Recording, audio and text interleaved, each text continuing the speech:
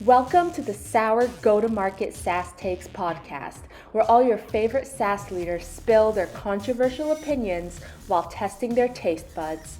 Get ready for sour candy with even sweeter insights. Hey, what's going on, everyone? I'm Jason Hassenberg, and you're tuning into the Sour Go-to-Market SaaS Takes podcast, the show with sour takes and even sour candies. Mason Cosby's here to join us today. Mason, the founder of Scrappy ABM, possibly the scrappiest person I know to date. They're an agency focused on helping companies build their ABM strategy from the bottom up, and also helping companies who already have an existing ABM strategy become more efficient with their spend and to be able to deliver revenue. Mason, thank you so much today for joining me on the show. Let's go ahead and open up that box. Okay, well, I'm doing that. Jason, thank you for having me. I'm super pumped to see that this idea that you talked about actually came to life. So, very excited to dig in. All right, box is Let's open. go. Come on. All right, you got some. Hold on. All right. While So you're how are we doing that? So we just pull it all out? Yeah, pick it out. I'll tell you the 5 sour candies right now. So first sour Okay. candy we're going to try is sour Skittles. That's a level 9 on the Pucker Index. So that's going to be the lowest sour level. We're going to start with the low tier and move up higher. Second candy Okay. is going to be the Warhead Sour Popping Candy. That's a level 24. Yep. Okay. Third's going to be the Crybaby Tears. That kind of looks like tears, if you see. Yes. That is a pucker index of 34. The next candy we're going to do is Barnett's Mega Sour Candy. It's the biggest candy you got in there. That's a pucker index of 40. And then the last but not least, the Toxic Waste Nuclear Fusion. That one's a level 43. It's going to get crazy in here. It's going to get sour. Going to have real sour takes. Mason, are you ready to go? No. Uh, because I mean, there was not a big jump from 40 to 43. Sounds like the tail end of this is going to be awful. Yeah, the first 3 are okay, but they get you ready for the last 2. No, And they I'm not don't. gonna tell you how it goes because you're just gonna have to figure that out yourself, man. So All right. getting into it, your first sour take. Let's go ahead and get our sour Skittles ready. As I will say your sour take, let's just put them in our mouth. Here we go. Mason, you sent over 5 sour takes to me. Your first sour take. Most organizations are starting with ABM entirely in the wrong way. Love to hear your opinion on this. All right. Well, I'm chewing some sour Skittles. Um, there's a lot of reasons that people get ABM wrong. 3 main ones. We'll talk about some of them later. The main thing to focus in on here. So most people, actually, I wouldn't say even most. A lot of organizations do think though, when we go to build an ABM program, like have to have the right technology in place. Even as of the recording today, I posted about it. Of just you see, okay, we're going to build an ABM program. And it's one of the only strategies, to my knowledge, that we actually use the language sometimes of like, I'm going to go buy ABM. Nobody buys inbound. Nobody buys outbound. Yep. Nobody buys content marketing. Yep. You like invest in content marketing with the right people and the right processes. But I've heard it said from a lot of different people, oh, we went and bought ABM. Mm-hmm. Well, they mean they bought a platform. But when you do the platform first as opposed to the strategy first, and it's talked about frequently, you're just going to fail. They're going to fall right on your face. And even some tech vendors will say, oh, you need the right strategy, but the strategy has to be tech enabled. Yeah. And it's just simply not the case. Like you can start, I built a company around this. You can start Scrappy with what you have today Yeah. to actually prove the model. Yeah. And once you've proven the model and your framework, you can then actually implement technology that equips you to scale it. But Yeah. I'm just a huge fan of running an ABM program with like one marketer and one seller to prove out the model in a very controlled and contained way. And once you've proven out that model, then rolling it out across the sales team, rolling out new technology to scale it up. But I don't hear it talked about often enough. ABM should really start with like one marketer, one, two, maybe three sellers in a very small and controlled and contained way. Let me ask you this as a follow-up question. Why do you think people are jumping ahead to the tech stack right away and not laying into the strategy? Largely silver bullets. Most people are looking at ABM, and it's the idea on the surface is probably very appealing specifically to sales leaders and a lot of executive leadership, because for still so many executive leaders, they don't understand the impact of marketing. They don't understand the impact of brand. They just think, okay, we should actually go and run a sales program that happens to have marketing involved. So that's where a lot of people are starting with ABM. Okay. And because there's this silver bullet mentality of, oh, if we build an ABM program, we'll actually get marketing to do stuff for revenue, not just like fluffy brand stuff. Yeah. What ends up happening is the sales leader actually is the one that may lead the charge on ABM, or the CEO. Okay. And when you Google ABM and not doing a ton of research into it, the largest companies that actually have a presence around the topics are the tech vendors that are then telling you exactly how to run it. So they're doing a great job on the tech vendors doing a great job on the marketing front. Yeah. And this is slowly starting to change. More tech vendors are disqualifying earlier, but I think it's put a really bad taste in people's mouth because they were selling to anybody. Yeah. Versus people that were ready.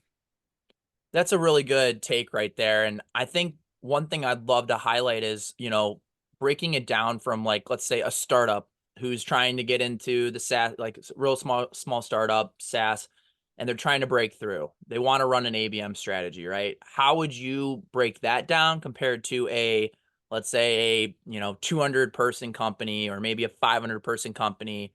How would you break those strategies down differently? I'm going to steal a page out of Sangram's newest book, Move. So Sangram outlines that there's 3 stages to go-to-market maturity. So the first is what is referred to as problem market fit. So it's identifying, do we have a viable enough problem to even solve that we can build a sustainable business for a market? Okay. So first, very problem focused. The next week, product market fit. I don't think that any company pending a future take, but any company pending a future take, I don't think should actually be running an ABM program until they have product market fit, because you don't know the industry that you actually solve the problem for best until you've had enough reps and actually selling that you know the industry that you serve incredibly well and that your product fits that specific market. So I would actually say if you're too early stage from a startup perspective, you're likely, like prime example, I am technically a startup because we're a bootstraps organization that's been existing for about 6 months. I'm not running an ABM strategy personally because I am figuring out the right product market fit for my services and the approach that we take to the right industry.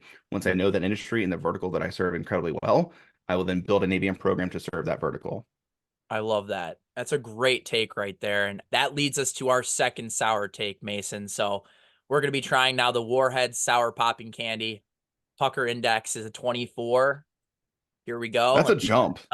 That's a jump, we right? went from 9 to 24. It's definitely a jump. For some reason, this packaging isn't open, so I'm going to bite it.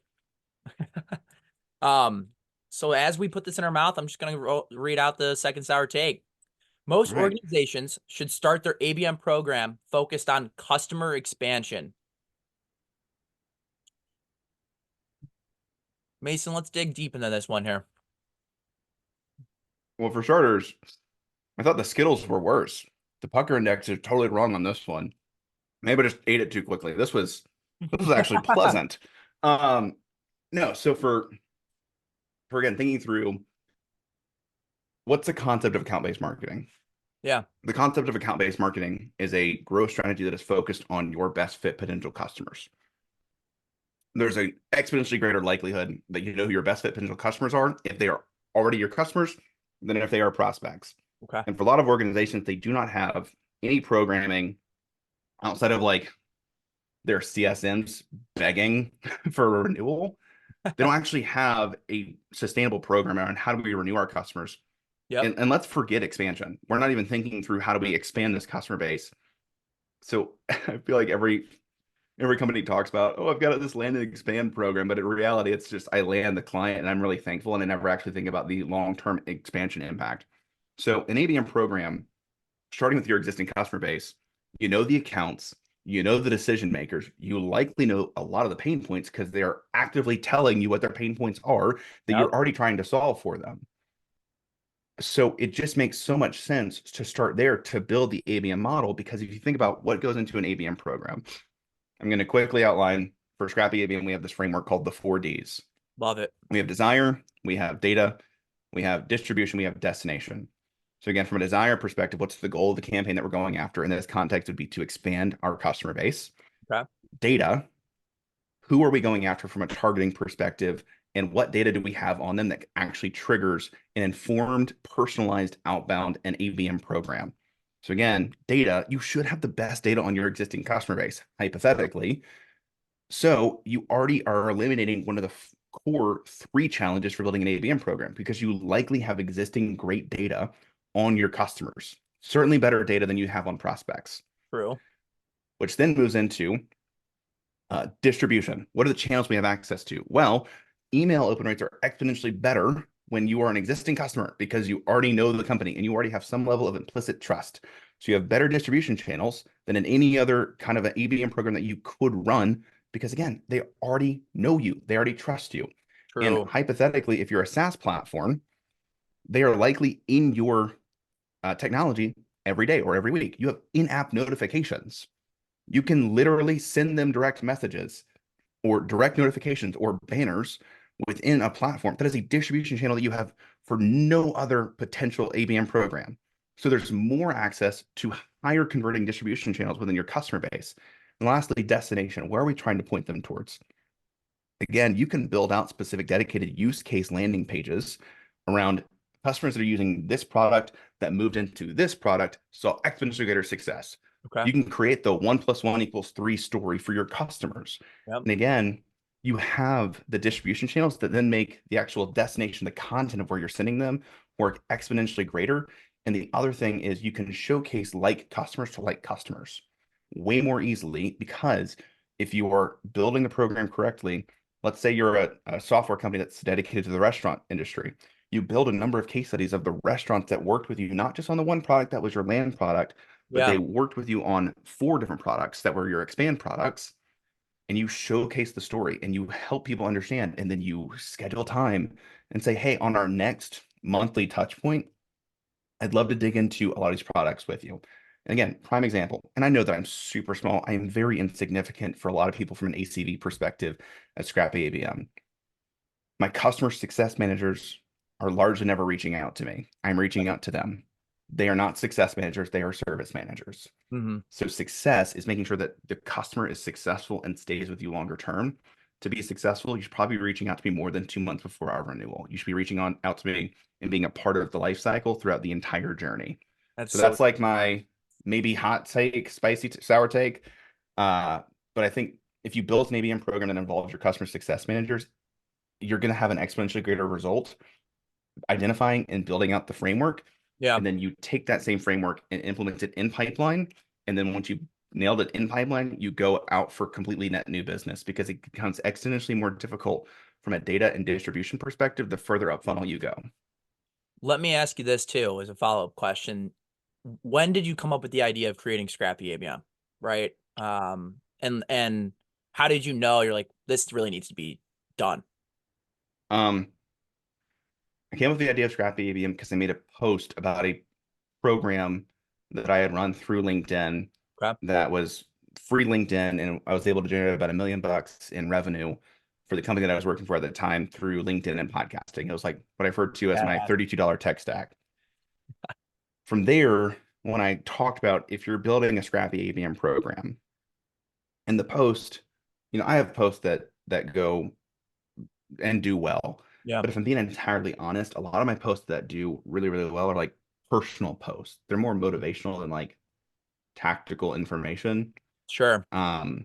People still like the tactical information, but like this was one of the first posts that really took off that was tactical, practical information on how to actually build something. Yeah. and got like a ton of engagement, got a ton of comments. I actually, people reach out and say like, I love this concept. Do you do any kind of consulting or freelance work? Because I was working Okay. full time at that point. And I was like, oh, this has got some legs. So then I Googled Scrappy ABM. I was like, surely I'm not the first person to put those two words together. And the first search result 2 days after I made the post was the post that I had made. So I was like, cool, Yeah. I'm gonna try to own this concept. So I Yeah. launched a podcast and said like, I'm gonna take on a couple of clients here and there. And then the podcast really took off. And then I ended up closing 2 or 3 clients. And Yeah. then from there, it just kind of continued to grow. So that was how the inception of Scrappy ABM came to be. Yeah. Was I was just talking about essentially the way that I run ABM because Mhm. I've always been a very low tech marketer and a very so I'm primarily been a solo marketer my entire career. So when you're low tech plus solo, you got to get scrappy. And I always loved the concept of account-based marketing. So that's how Scrappy ABM came to be. It's funny because I feel like in the SaaS industry, these SaaS companies, because they're in the tech industry, it's like, oh, we have to have the most expensive tech stack, right? And I'd love to hear from your point of view, from the customers you've had over the course of, the couple of years you've been in business. What have been some of their biggest problems that you've seen, and how have you helped them and fix that? Yeah, I mean it's largely biting off more than you can chew. Okay. So again, we'll going back to this first take of let's go buy the tech stack. I mean, onboarding a new piece of software is often not a small undertaking, True. especially if you have existing software. So you've got to figure out your CRM integrations. You've got to figure out the appropriate flow of data. You have to make sure that by integrating the software, you're actually not going to completely screw up your data. So, like prime example, I bought a data enrichment platform that integrates into my CRM, and anytime I like do some level of any task associated with one of the people in my uh, data enrichment and outbound software, it then automatically integrates into my HubSpot instance. And on HubSpot, I am charged on a per contact basis. So Okay. again, if it's pushing over to HubSpot, if I don't set up my HubSpot instance appropriately with that integration sync, it's going to dramatically drive up my costs. Okay. And Yeah. like those are just like very practical things that are like financially related. So that's how you get finance on board, is making sure you don't dramatically drive up your costs, but then also just from a data cleanliness perspective. Like if you just suddenly open up the floodgates and you have a ton of new data from a Yep. new source flooding into your system and you haven't accounted operationally for how that data will be organized and where it should live within your CRM, or if it should live in your CRM, like thinking through all of those things, you're just going to really mess up the data side, which Yeah. then makes it exponentially more difficult for marketing to provide actionable information to sales, which is then when sales gets really frustrated and it's like, this is a bunch of garbage because you've overwhelmed the system with not appropriately organized information. Okay. Yeah, that's a great ending to our, I would say, our next sour take, Mason. Thanks so much for that in-depth talk about ABM and what you're seeing in the market. I think it'll be very helpful for the people watching this show. So let's move on to the sour take number 3, crybaby tears. Let's hope that this is more sour than our second one here. Should have untwisted all of these before we started. I twisted them too hard, I think, when I packaged these myself. So Okay, here we go. I'm gonna take all 4. You don't have to. Um, No. totally up to you. All right. The current lack of alignment between marketing and sales is largely because is largely marketing's fault. Let's dive into this one. Um, okay. But now I'm really worried for these last two because that one, it was like a step up. Yeah. Wasn't terrible though. I'm like, This next one you're gonna hate. I will probably. So, why do I think the lack of alignment between marketing and sales is largely marketing's fault?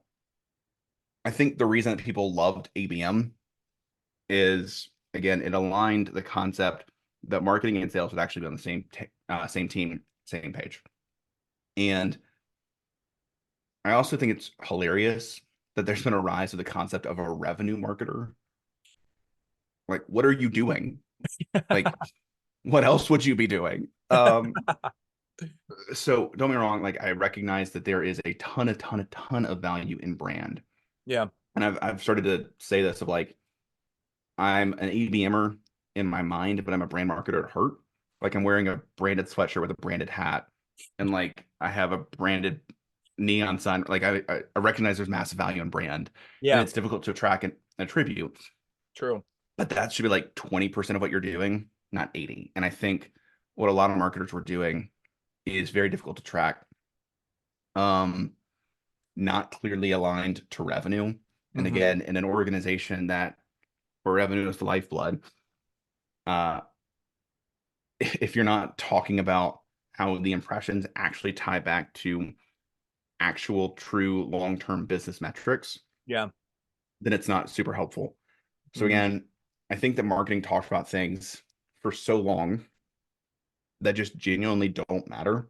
Yeah. Uh, that as a result, sales kind of wrote us off and was like, I mean, you see the funny videos from people like Ross that's corporate bro that is literally like marketing is just sitting there drinking their kombucha and then sales is actually doing the work. And so I think that again, as we think back on what marketing has largely been doing, Yeah. it's these large scale events, it's these brand activations, and it's like this really nice feel good stuff where it's like, look at our social engagement, look at how much that's increased. No wrong, again, as a marketer, I understand the value of that, but also as somebody that is now directly associated with revenue as a founder and has been in a sales role Yeah. previously, connecting the impression on LinkedIn to a tangible outcome of people are actually booking calls on our website because they followed us on LinkedIn for 6 months. A lot of marketers are not making those connections. I also largely think, depending on the organization, it's because you're so channel specific that you can't think holistically. But that's another hot take for or sour take for another time. Uh, I think that again, sales very focused, very central on like we book meetings, we run a discovery call. Marketing, it's so broad and it's so Yeah. difficult for another organization to fully understand. But I still put it on marketing because we talked about the wrong things for so long, and we Hmm. haven't given the full picture in a way that's easier to understand. It's funny you say that because I feel like attribution has been, the name of the game for the last year, especially for marketers trying to attribute what they're actually doing. How is it bringing revenue in? And being a community manager now at Sales Intel, it feels like I've had multiple calls with sales reps who are on LinkedIn who are trying to get social but don't really know how to handle it.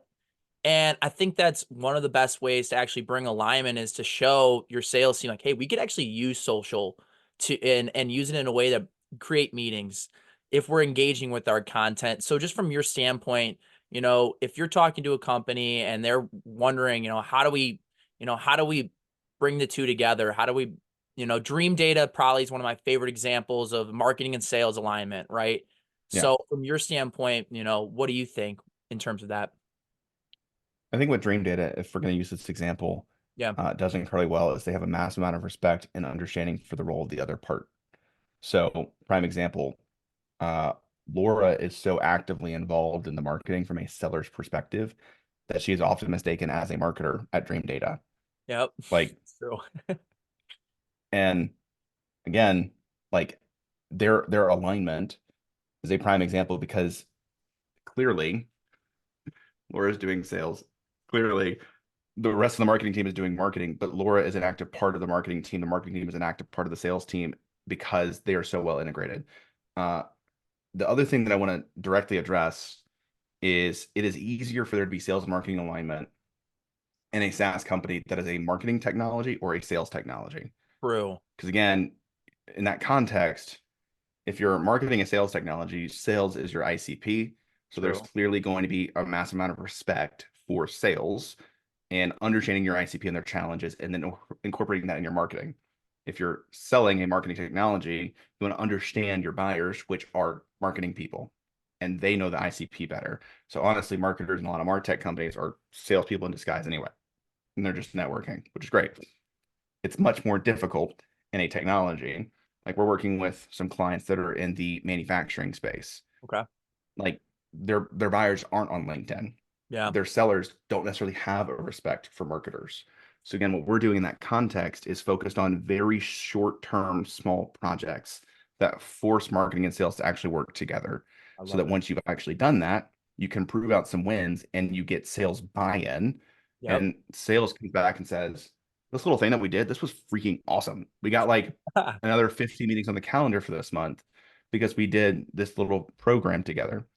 Couple of examples, like running a closed loss program with sales that actually gets meetings back on the calendar, running a customer win back program, running a missed meeting program, they hit the product, the pricing, the demo page, and they didn't book a call. Like those are programs that you can run using your existing data or a couple of free tools that you install on your website that then deliver right fit accounts back to sales in an automated and segmented way.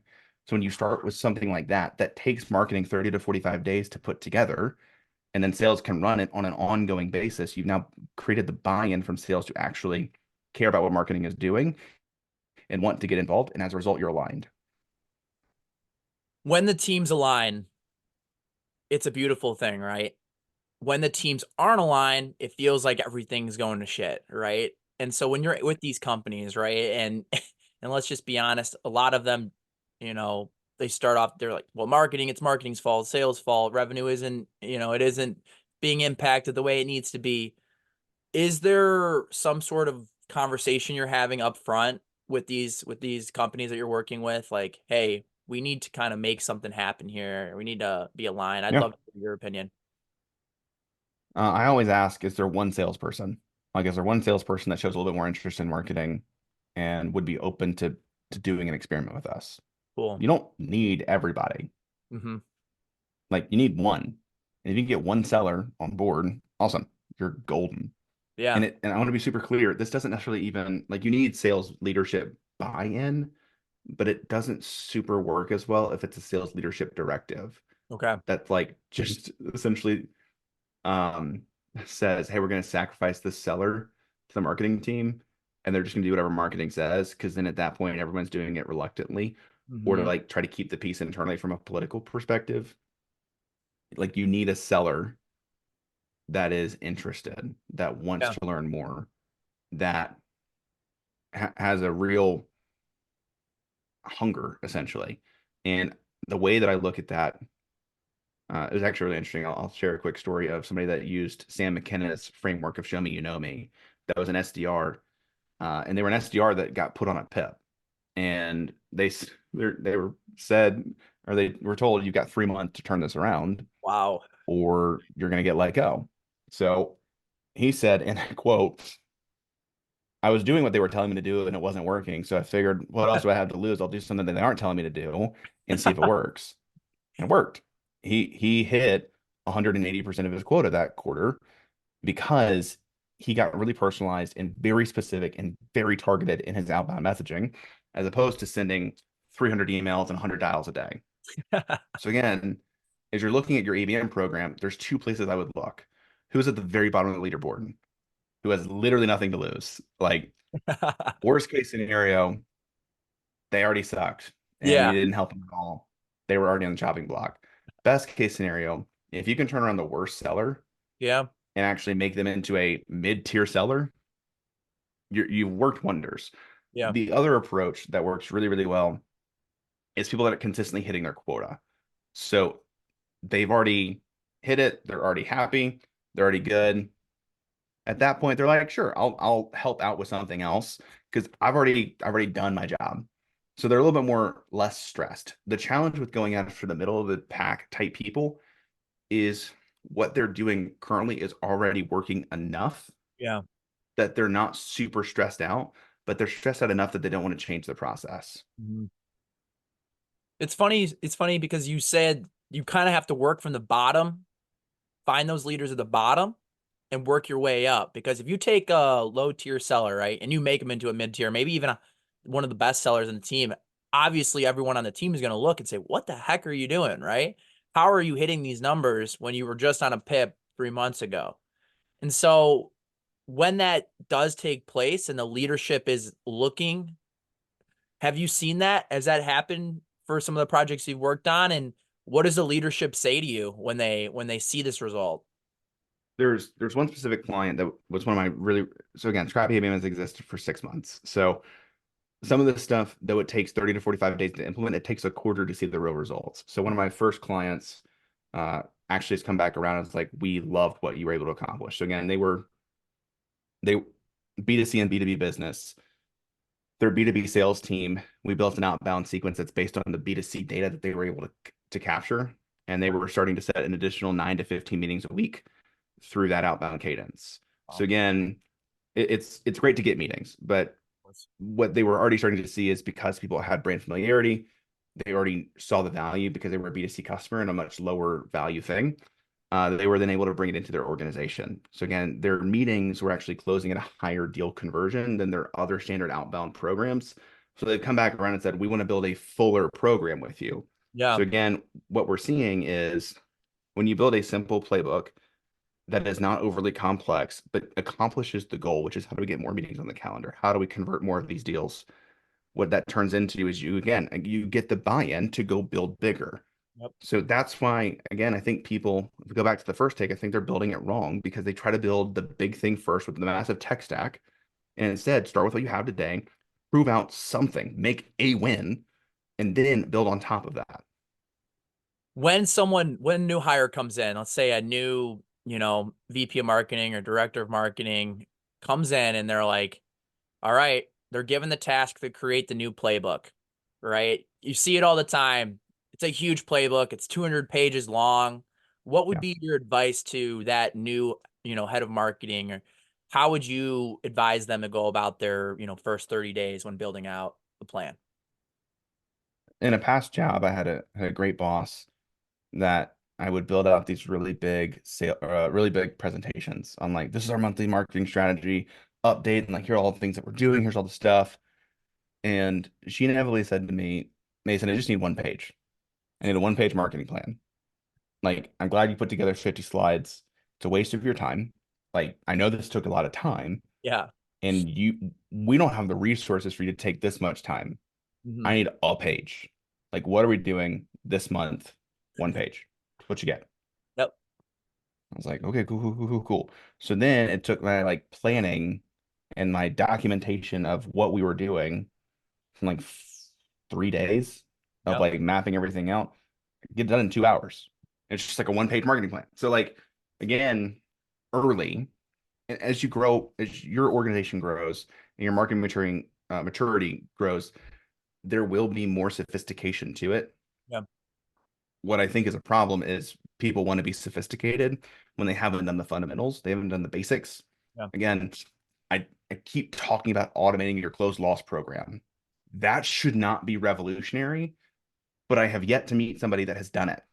Yeah. And I've had like 100 conversations in the past 3 months. Everybody knows they need a closed loss program. No one has built out their repeatable program around it. They just think about it at the end of the quarter and they're like, oh yeah, we should do that. Yeah. And they haven't systematized it. They're just like, oh, we could do that. Like, we should re-engage our lost deals, as opposed to creating a coordinated program around marketing and sales actually aligning on that. So that's a one-page marketing plan. If you did a one-page marketing plan every single month and said, like, what are the things that are currently running that we're going to continue to sustain? What are the cool things that we're going to start to try to build out in an MVP type model of like a minimum viable product? Like, what are we going to test this month and just see if it works? If you did that every single month, you would actually have one, buy-in because people would actually read it and check it out. Two, you would have a simplified approach of actually measuring the progress from a program perspective. Are you in a single page changing the program and iterating on it every single month and optimizing it every single month? Or are you completely changing the playbook every month? Because if you're completely changing the playbook, either you're a wrong fit for the organization, you need to leave anyway. Yeah. Or you aren't letting things actually run for even a quarter to see if they're going to work. So I just think, stop making these massive decks, make a one-page marketing plan, simplify it down so you actually get buy-in and people understand what you're doing and why you're doing it. I love it. And before we go to sour take number 4, because I had a question pop up in my mind that to me seems tricky, but maybe you have the answer. For companies that are going through like a rebranding, right? How are you going about the ABM program, right? When you're rebranding ComSort, right? They rebranded a little bit. So think about that. How would you go about it?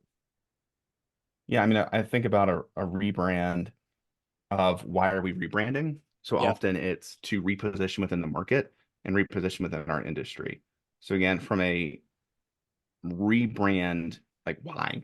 So I think then it really is actually a brand activation campaign, because as much as I love ABM, as I love talking about revenue-based marketing, people cannot buy from you if they don't know that you exist. So if you change your name, there's pros and cons to it, obviously.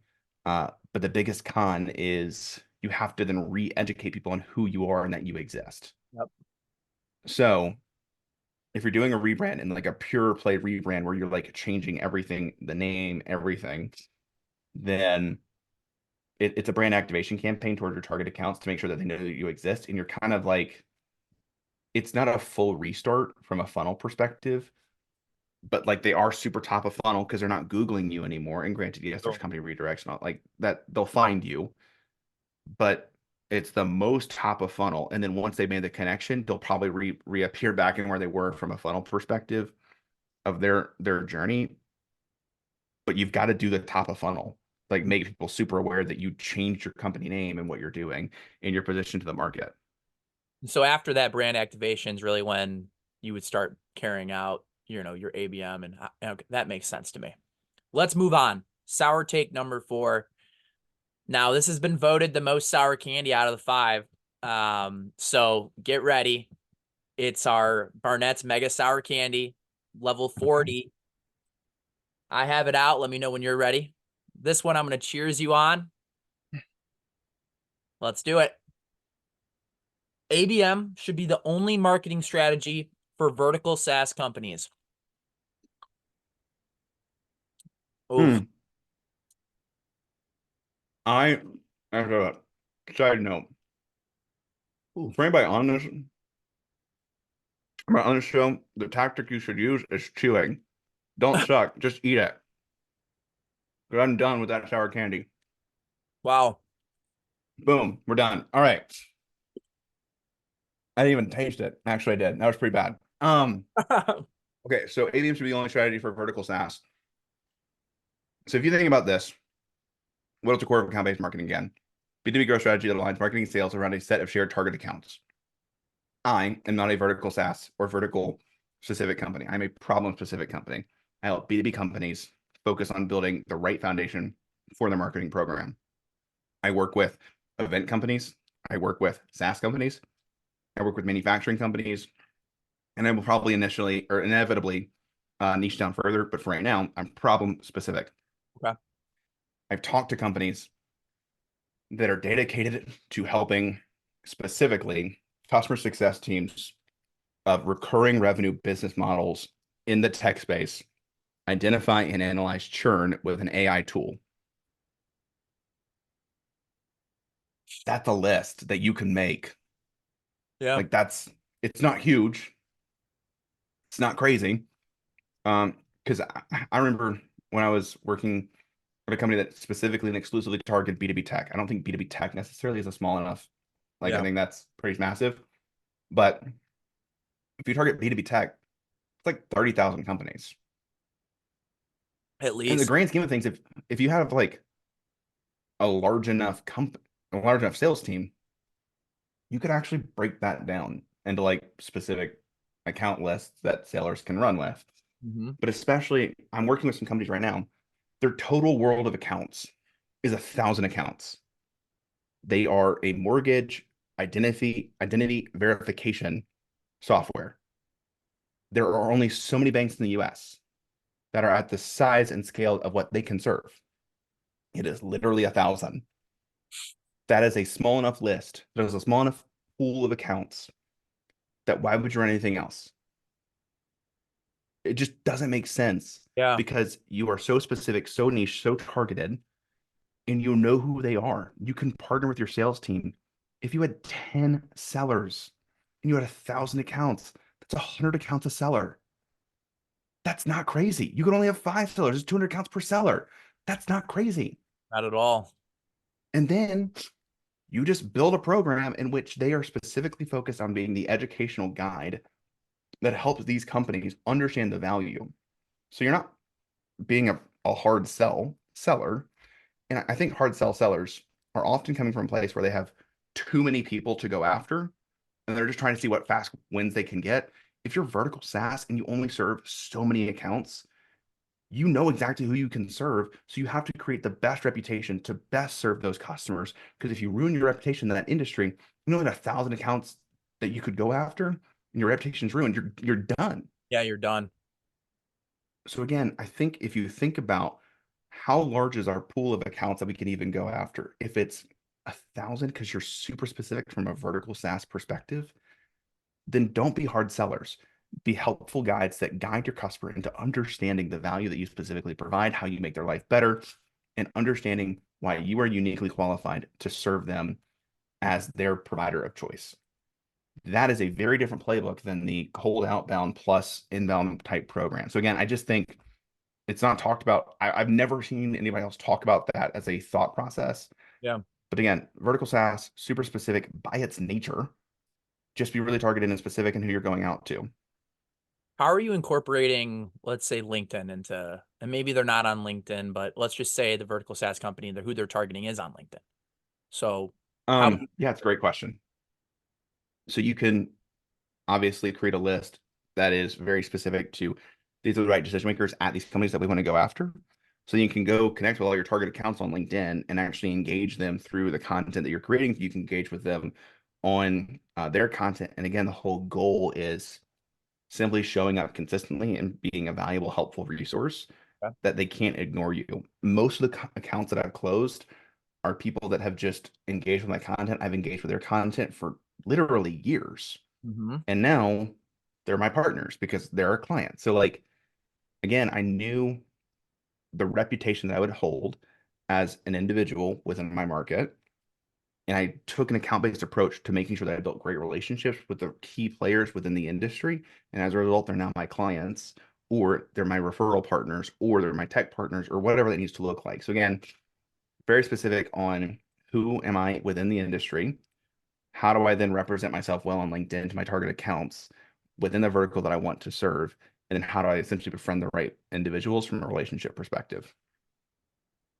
Following up with that, I was just talking to Melissa Gaglione, and she was talking to me about how a lot of marketing teams and sales teams, they'll have specific layouts. Like, okay, you're going to connect with this person on day 1, and you're going to send an Mhm. email day 3, and then you're going to go and comment.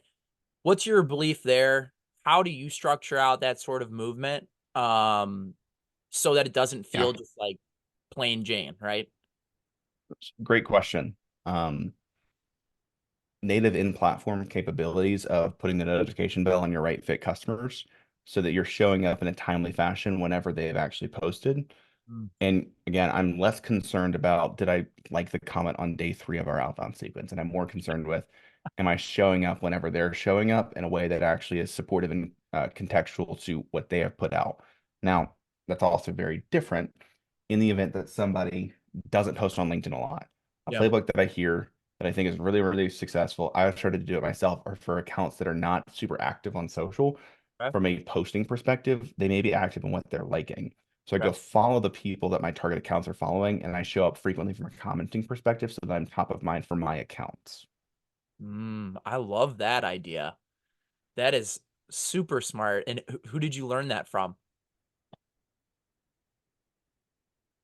Sam McKenna, Matt Green, Jen Allen, somebody, Yeah, Will Aiken. It was one of those four. I can't remember exactly who. that's incredible. Mason, I thank you so much for that sour take number 4. We're going to dive into now sour take number 5, the most sour candy in this list. Supposedly, some people don't think so, but let's see your opinion here. Toxic waste, nuclear fusion. It's a number 43. This one is a little bit more impactful, not right off the bat. Oh, it's got Cheers a to slow you. burn. It's a slow burner. Here we go. The best low-cost ABM playbook is per peer lead influencer marketing. Okay. So peer-led influencer marketing Yeah, peer-led as a influencer marketing. so for example, I love the podcast LinkedIn playbook. Um, but if I'm a marketer selling to CFOs, and I'm the marketer that hosts a podcast, it's very clearly a marketing tool. It's very clearly a business development tool. It is not a peer-to-peer conversation. It's not a relationship builder. If people come on the show at all, it's a transactional approach, which is why I really love the peer-to-peer aspect. Because when I was a marketer in a marketing agency, I was allowed into marketing communities where I could speak to my target accounts, and the salespeople were not. So again, recognizing that when you're a peer, you are allowed into more intimate settings than other people are. Another prime example, this is not to call out CMO Coffee Talk, but like I've applied to be in CMO Coffee Talk. I have not been allowed in CMO Coffee Talk because I am not a CMO. I would love to be in CMO Coffee Talk. I've gotten plenty of referrals from CMO Coffee Talk, which is awesome. And I'm trying to get in there to get more, but that's why I'm not allowed in. I'm using it as a referral tool and to generate new business, as opposed to maintain the relationships that are part of that community. So again, when you're a peer and you show up consistently and you actually are around your target accounts and you develop relationships with your target accounts, it's exactly how you break into a deal really quickly. Like prime example, when I launched Scrappy ABM, I went to a few of my friends that were CMOs that were at my target accounts that were right fit customers. And I said, hey, I'd like to help you build your ABM program. They're like, cool. We know you, we trust you. Let's do it. They signed the contract in 2 days. So like, it's just because it was peer led, because I've created a small personal brand, and people generally speaking, I've put it this way, because I am not important in the grand scheme of things, but I would say I'm really, really important to like 5,000 people total. Like, and in that group of 5,000 people, there is some level of trust. I'm one of them. So again, you're kind to say that, Yeah. but we'll use you as an example. Like, let's say you're at Sales Intel and you need support in building an ABM program. I am likely on the short list of people that you would call. Yep. Doesn't mean I'm going to necessarily guarantee a win, but I'm on the short list of people that you would trust to even explore the conversation. Yep. So because I have done a peer-led influencer play within my target accounts, I am on their short list and they're coming to me when they actually need support. And I think it cost me $0 other than my time. So again, if you can find a peer that is actively engaged in the communities that you have your target accounts engaging in, it is the low cost way that you can actually break into any account. Because the other thing, and go look up this video that Will Aiken posted where Will is doing cold calls. I've called out Will on like 4 podcasts this week. Apparently he's doing great work. All that to say, he cold called somebody and he said, hey, this is Will Aiken. And the dude on the other end of the line started freaking out. He's like, wait, you're Will Aiken? I love your content. You're amazing. I can't believe you just called. And like started losing his mind and got so pumped he was cold called by Will Aiken. Like, that is how, another prime example, Sanger Verge, mass amount of respect. Anytime he emails me, I don't care what it's about, I hop on the call without question. Yep. When you have built the reputation amongst your peers, you have easier access into the accounts you're trying to break into. So that is why I think a peer-led influencer marketing strategy, specifically focused on how do I build influence and trust within my target accounts, is the best low-cost ABM strategy that you can build. Let's break it down further here. So for the people who are, let's just say they're looking at an influencer program. Now you could go out and find influencers in the space, right? And that's what a lot of people are doing. You're seeing the Gongs doing that. You're seeing, the Apollos doing that. So from that standpoint, when you're looking at identifying who could be a good influencer for you, what are you keeping in mind? I want to build them in-house. Yeah. I'm actually not looking to hire. I love that. I want to raise up our subject matter experts. Yep. And give them a platform. The challenge with that is inevitably they may leave, and that's okay. Which is why I'm a huge fan of, to the best of your ability, you start with one. This is a very odd example, but it's the best example that I can think of, and I always come back to it. It's like Ramsey Solutions. So people may or may not know Dave Ramsey. He's a financial guru kind of guy, and he has built a very successful business over 30 or 35 years. But when you look at how he's now built it, as they've been doing legacy planning and transitioning from Dave is like the core thought leader of Ramsey Solutions. But then underneath Dave, there are people that talk about marriage, there are people that talk about mental health, there are people that talk about like millennial money, there are people that talk about building a business, there are people that talk about um like getting out of college debt and how to go to college for free, or not for free, but through scholarships. So like you have the core thought leader that is the main advocate and messenger for the brand message. And then you essentially have niche subtopics underneath that. I think an incredible potential play for a marketing agency, and I wrote this out 4 years ago. I have not executed on it, and I should, but it's essentially raising up a main thought leader on a category, and then you have specific vertical thought leaders that, so we'll use Scrappy as ABM as an example. I could hire in people and raise them up to be vertical specific experts on how to implement Scrappy ABM in the manufacturing space, in the tech space, in the actually we'll just leave it at that example. Sorry, the sour candy is starting to get to my head. All that to say, you can raise it up from an industry vertical perspective. But again, it's all peer led, it's influencer led. But again, that influencer hops on the call, people start to freak out because there's already such implicit trust in actually value for the relationship that and the value that that person has disseminated through the market as a whole. Let me rewind a little bit because I loved your answer about saying like, why are we, why go out and, do an influencer program with, people outside of the company, right? Let's explain to me why would you rather look inside your company besides going out and trying to find, right? Perfect example, Will Atkin. Why not reach out to Will Atkin? Instead, build someone from your team internally. Two main reasons. One, if it's somebody that's already on the team, they're bought into the vision and the mission of the organization more likely than an influencer that you're outsourcing to. True. So even though there may be overall alignment from an influencer perspective because they're owning a specific category, uh, they will not necessarily be brand specific. Like they're going to be more aligned to their overall mission and vision. And if there's like overlap, awesome. But I would want somebody that can like truly be dedicated to the mission and vision of what we're trying to accomplish. And again, if they're already working in the organization, it's not a guarantee, but it's exponentially more likely. What are you looking for? What attributes are you looking for when you're looking into your team and you're saying, okay, I want to have, let's just say I want 5, influencers out there to build their brand. And what are some attributes? I wouldn't start with 5. I think you need 1. Okay. I think ideal state, it's actually your founder. Okay. I think a founder-led brand is a great way to get started. And if you're already at a significant stage where a founder-led brand does not make sense, then I would want it to be some form of an executive that is the peer. So like our CFO, our COO.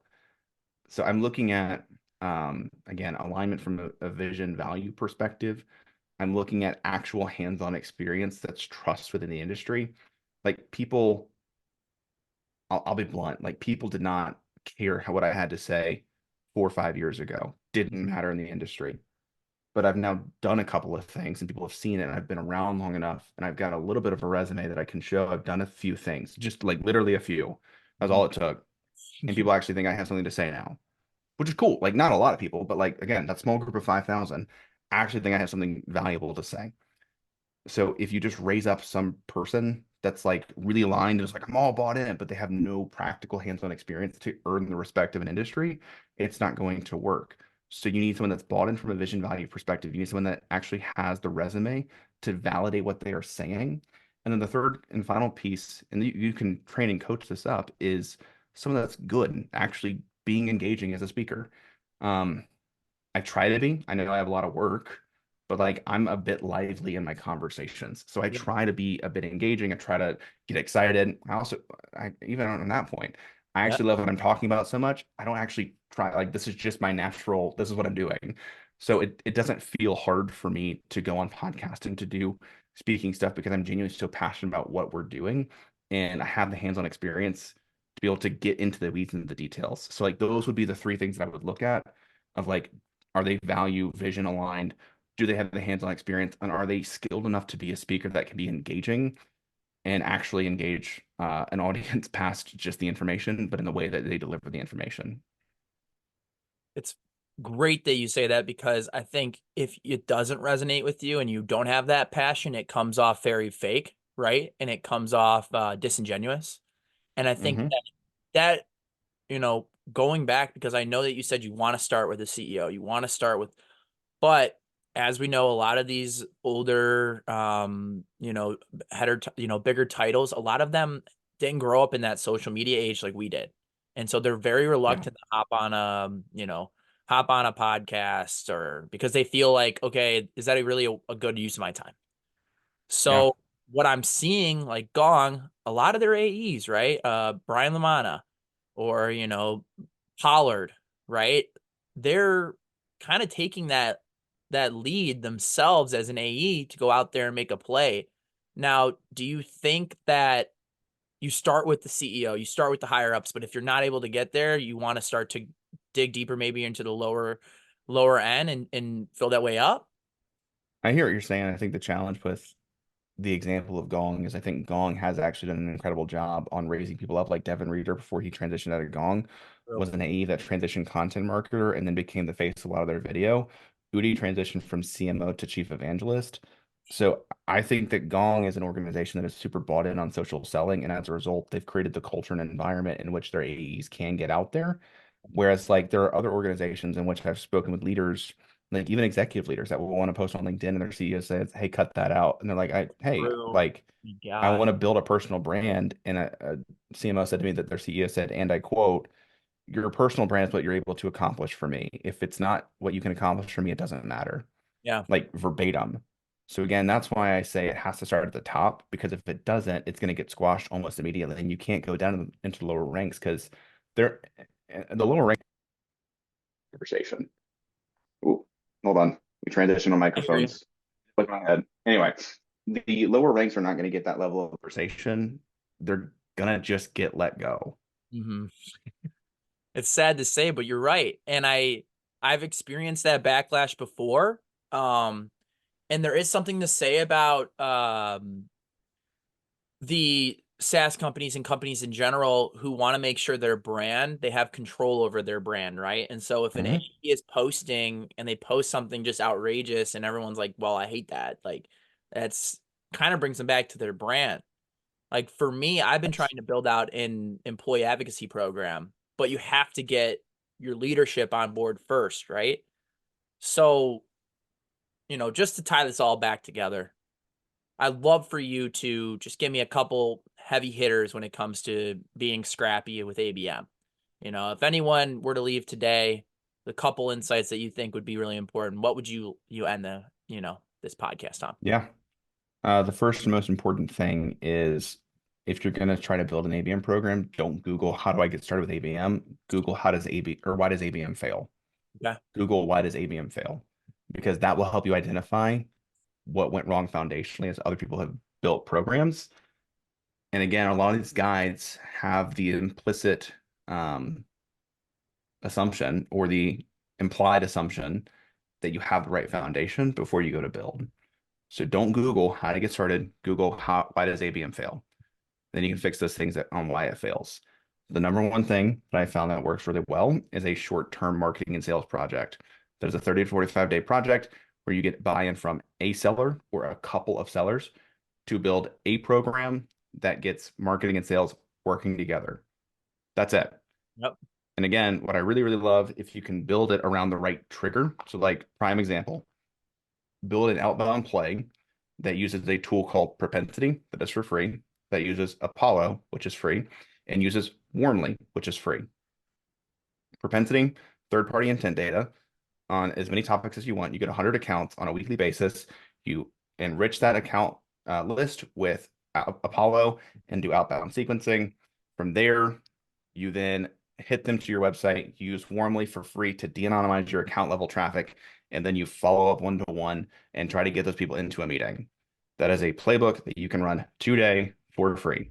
And from there, once you've actually proven out that model, you can build a larger account-based marketing program where the goal is not just cold intent outbound towards these specific accounts that we're trying to get to our website. They actually build a fuller funnel ABM program that includes multiple channels that are driving towards these product pricing and demo pages. And then you optimize post conversion on the actual outbound trigger, which is again hitting the demo page. So that is the first part that I just said. That's 30 to 45 days. The next part is 3 to 6 months. And that is how you can build your first ABM program that you could then scale up by investing in the right technology. By the way, all the technology I just said are a product-led growth motion. So you can just literally move up in tier on the technology you already have today to get more access to better channels. That was a brilliant, brilliant ending right there, Mason. I can't thank you enough for joining me on the show today. Would love to ask you, what was your favorite candy that you tried? Skittles. I mean, it was Wow. just like a breeze. Skittles are the best out of Worst this. I mean, candy? I'm standing. I'm lightheaded. I'm actually a little bit worried that I'm gonna need to sit down for the rest of the day, which is, that's fun. Drink some water. That's what I've been doing. But again, I just can't thank you enough. For everyone listening, you can follow Scrappy ABM on LinkedIn, Mason on LinkedIn. They're dropping insights all the time. You can follow my podcast on LinkedIn. Follow me. Make sure to give us a shout out, and we'll be able to show up in the comments. And if you need any help, you know who to go to for Scrappy ABM. So, Mason, thank you so much. It was a pleasure being with you today. Thank you so much for having me, Jason. This was awesome. See you later, man. Thanks for listening to the Sour Go-to-Market SaaS Takes podcast, sponsored by Sales Intel, TAC, The Juice, Rev Genius, and Hockey Stack. More bite-sized content is available on our LinkedIn, YouTube, TikTok, and Instagram.